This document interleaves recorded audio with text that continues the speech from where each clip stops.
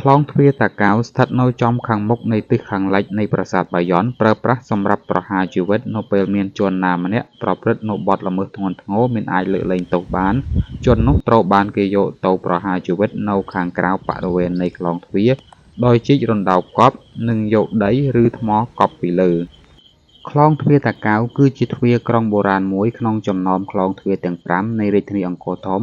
ដែលស្ថិតនៅទិសខាងលិចចំពីក្រោយប្រាសាទបាយ័ន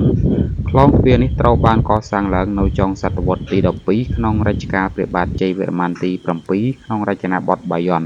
ដោយមានកំពូលជាព្រះភ័ក្ត្រព្រះពោធិសត្វលោកេស្វរៈបែរទៅរកទិសទាំង4និងមានរូបចម្លាក់ទេវតានិងយក្សទាញព្រ័ត្រយ៉ាងវិសេសវិសាល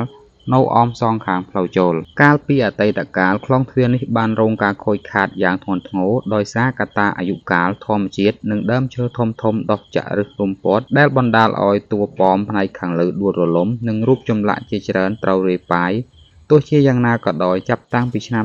2021អាជ្ញាធរជាតិអប្សរាបានចាប់ផ្ដើមគម្រោងជួសជុលទ្រង់ទ្រាយធំដោយលើកដុំថ្មដែលធ្លាក់មកគុំឡើងវិញតាមបច្ចេកទេសបុរាណវិទ្យា